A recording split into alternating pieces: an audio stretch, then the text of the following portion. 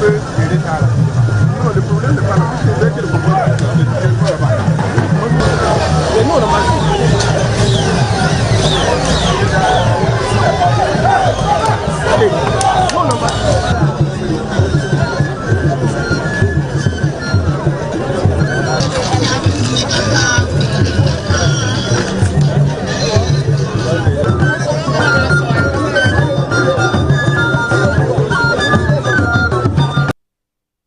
Voilà, Ghana jamana kuntigi kura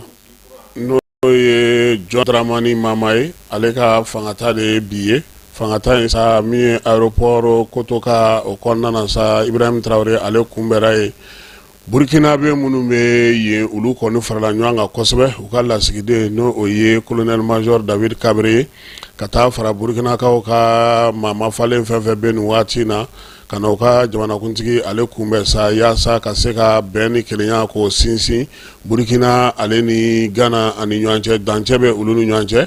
jamanakuntigi kalata in tɛmɛnen kɔfɛ sa a yira k'a fɔ ko John Dramani Mahama ale de kɔni gagnena ale ka fangata o de ye bi ye n'o ye investiture ye o de ka kɛ akarakaw olu fɛ yen n'Ala sɔnna ma sini an na sigi nin kibaruya in ale ka Guinekaw fɛ yen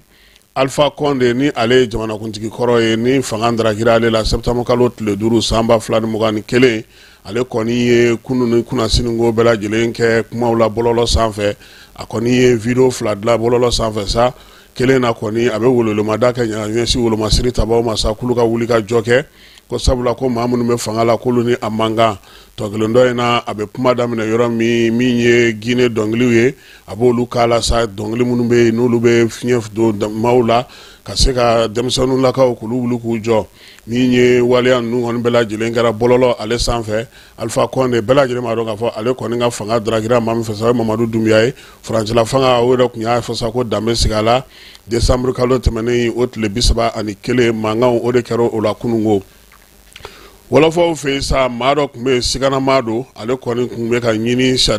u ka sɛgɛsɛgɛlikɛlaw fɛ sefa wari miliyari 1 a n'a kunkanfɛn ale kɔni tun y'o de ta u ka mobili dilanyɔrɔ dɔ fɛ n'o ye mobili feere yɔrɔ ye maa tɔgɔ fɔlen sa u y'a jira k'a fɔ ko ka jɛngi ko o de don ale tun ye ɲɛmaa dankan ye u ka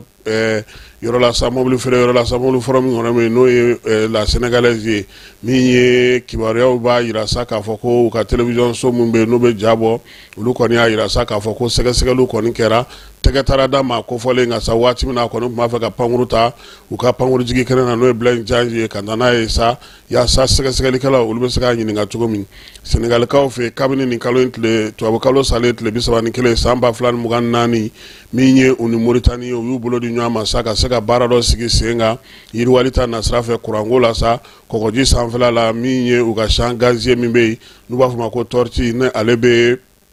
an bɛ ɲinikaw fɛ yen yaasa u bɛ se ka baara kɛ cogo min na ka kuran kɔni ale ni gazi k'o baaraw kɛ ɲɔgɔn fɛ jamana fila in olu ka lafiya o kama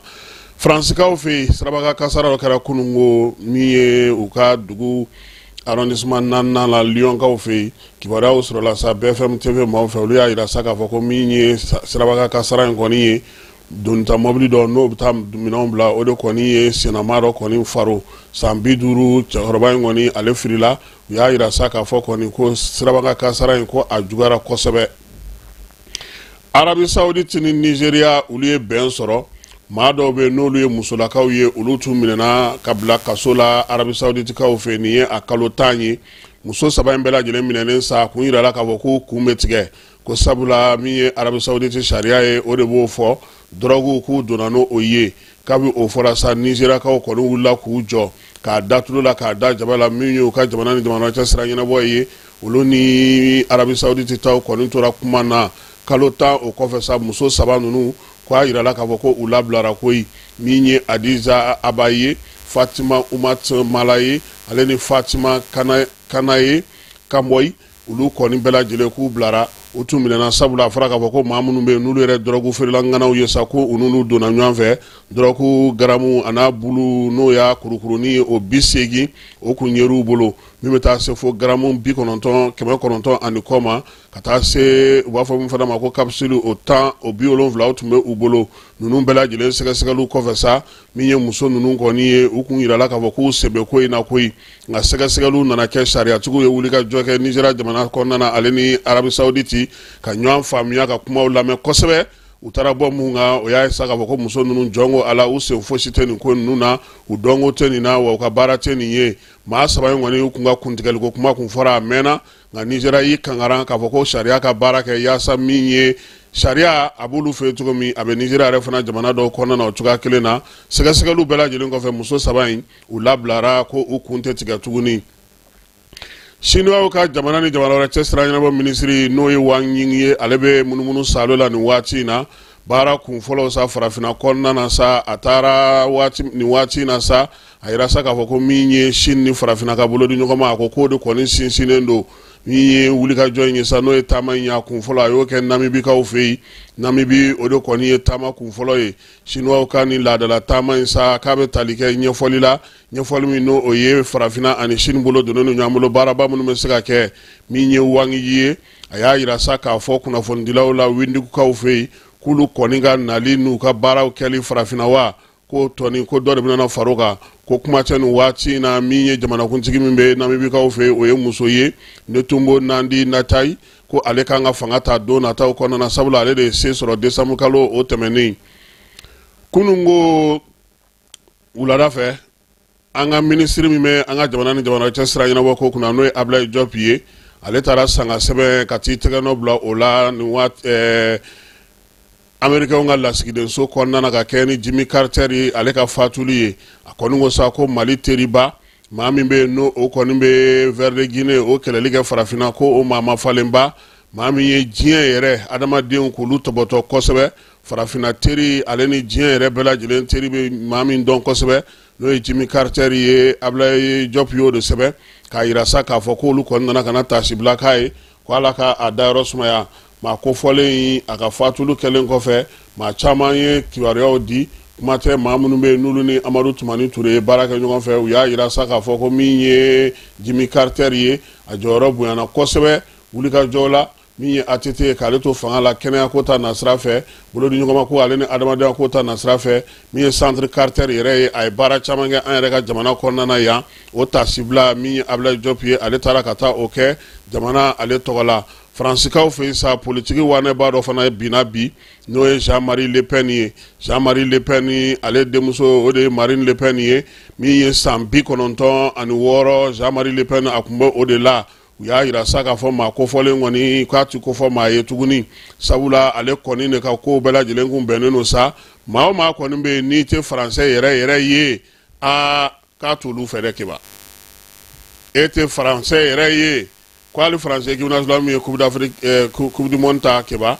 k'a ye ninnu bɛɛ lajɛlen jalaki wa a ka ko olu ma nɔgɔ hali dɔɔni n'an bɔra yen an bɛ taa bamaramaw de kaw fɛ yen kiba ji sisan kɔni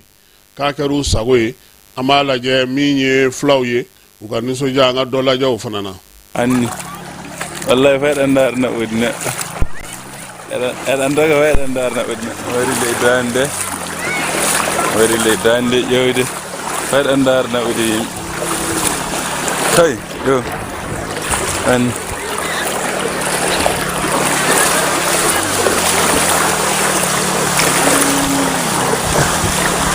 anni nayi anni le dande jarande ga dan laɓital assalamu alaikum groupe ngaji meɗen ɓe mbaramama ɗon deniki alhamdulillah hande le 6 premier mois 2025 vers 11h00 wari bobange mine famille amin fu gardi ƴewde ndiyan ɗon bami mine famille amin inchallah bobange kana heewi pet bobange na heewi pet vraiment na heewi min gari ƴewde ana heewi pet wallahi eɗen wonde yaade normal to anni nokkuɗe fanni noon gayaade nokkuɗe fanni noon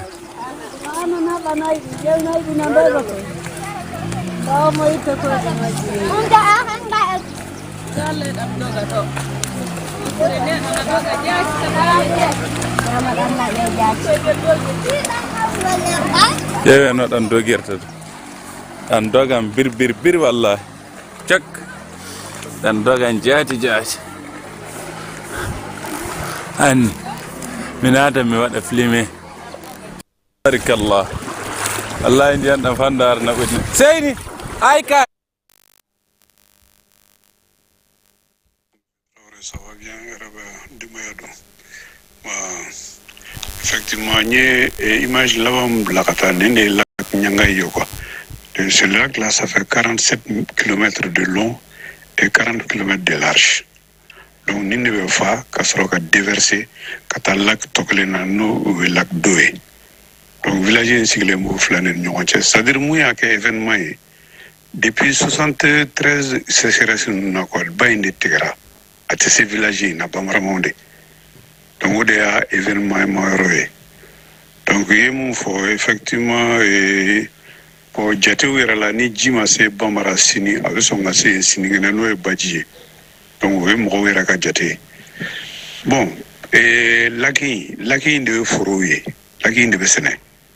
C'est une Jina, ni Jim et Tatmamla. Vous serez à Nyodala. Donc ñoo be dans jibi jawati no bi ñoo dans ko ñoo be nu tlalo no ñoo sira bo ñoo tege no ñoo tege o tla kam malo siri donc ji fina bi dans do malo koro o malo fina bi nya mais ma fiana c'est je peux te dire les lacs là c'est les terres les plus fertiles au Mali mais ni ramata ro la etsekado c'est une zone c'est une zone sémencière ni sécheresse inte allez zone sémencière yere ñoo bi soro ko fu malo bi soro ko fu bo jege fene ni bité folo camion de me charger kata Ghana donc dugu yere sigile me odeka senebi ka kono bagambe mara yoro la bagamo la mo yoro do jege fana bi soro c'est ali kunu nenu kumana ko jege kemena yere bi na ufi ibe mana fimani fala ho na ma ko ga dema ya boya chugo ne jege kemena fala la sa abi ga dema ya bo aboya na chugo donc c'est importance ba de yo quoi puisque yoro ni vire normalement là c'est serait si une clé à ce moment fait 20 mais à ce moment be wula kata Côte d'Ivoire ibe so moment chama Côte d'Ivoire bi munu sigile me ko o ka barajin dagolo nu wala kun na tla be bora yindi donc à ce moment be tara puisque bajara donc a importance ba de oui donc a to wa ka puisque du awara nga jamana mbaloye anga économie sur les mais sene bagamara monnaie de la bo sababe be se ka ayroina bon ni mo chama puisque malien était malido ni nera ni nga na fo la région de Tombouctou région de Rome segi jone parce que la gum Tombouctou région a katane laktan wa bebe senedi mais comme c'est stressé nana bo jité do lak nun kono la gum superficie bawdi que to baka bon merci bien Traoré aywa Keba Diallo ni ñefoli ni mbato mo chama me fen chama famu sabula anye laki kuma foka sisan ngoni akilla mo yo family kala na fami mbala anabe kuminye kosebe mo ye anabe kuminye anga jamana ere kuma tenu yoran numa sise ambafo anaka dema ya bela jele fana ka ofe sisa amite fafe nana radio Jani FM ka installation de ke aketola yananga nani minao en passera folo ka lage muni mobulu RF comme récepteur en cela ka nga technique ka dimensionnement jabi de bi panneau boya dama o de be batterie fana boya dama ani converteur min kanga bema donc dimensionnement jabi da ira ka fo an kanga panneau 550 ya dogale de muga an nano e no be 11 kW traitement o ko fe an nanani batterie 15 kW kile félicité solaire o ko fe an nanani ondulaire fana ye ondulaire hybride do 8 kVA en kelem ko installé o RF no donc en bas donc o de be se ko ka minon bela jelenta clé kutru konna na kuma te souffé o besoin ma chan ko sebe o de kanga boli batterie ka ni batterie kera 15 kW pendant installer ka ba on entreprise ni félicité farle nyonka anga installation garantie bala anga minon rek kele bela jele garantie bala k'a daminɛ pano na o garanti b'a daminɛ san 8 fo san 10 na ka na an ka converser na san 2 garanti b'o la a mana problème o problème sɔrɔ a mɛnnenba ye 72 batterie fana san 5 garanti b'o fana na o tɛmɛnen bɛɛ lajɛlen kɔfɛ an bɛ simanba don surtout olu ka entretien walima u ka gasoil san ye min ye bi o de ye pano koli ye u ka pano ko kuma min na tile tɛ yen u ka ji bɔn a kan ka fini jɛlen kɛ k'a tereke fo k'a ban a banna o dɔrɔn de entretien ko gɛlɛman tɛ mais a koto la kana lajɛ ko non n ka mobili tile bɛ n bolo moto tile bɛ n bolo n k'o bila yan yɔrɔ in na kana foyi de bila pano sanfɛ ji bɔn a kan dɔrɔn fini jɛlen kɛ k'a tereke entretien bannen safinɛ ko t'a la a dɔgɔyalen kalo kɔnɔ a ka kɛ siɲɛ 2 o y'a dɔgɔyalen ye n'o tɛ ni mɔgɔ min ko tile bɛn o bɛn min ta ko e fana ta bɛ se ka courant min di min b'a ta to fo kalo 2 ti ko o tɛ se k'o courant ɲɔgɔn di. quant à solaire an sigiyɔrɔ yɛrɛ bɛnnen don Mopti Sevare ma an ka numéro de contact bɛ yen n'o ye 76 15 07 34 an bɛ sɔrɔ o la weleli la an bɛ sɔrɔ o la WhatsApp kan o tɛmɛnen kɔfɛ an sigilen mɔgɔw ye kɛrɛnkɛrɛnnenya la maliyɛnw bɛɛ ka quant à solaire contacter parce que n'i y'a mɛn baara a kɛbaga ɲuman de don n'i y'a mɛn mina f'a ka kɛ mina ɲuman de fana ye et puis f'a sanbaga ɲuman de fana k'a san a baara kɛ ɲuman baga de ka a da ne bɛ se k'o de fɔ maliyɛnw ye.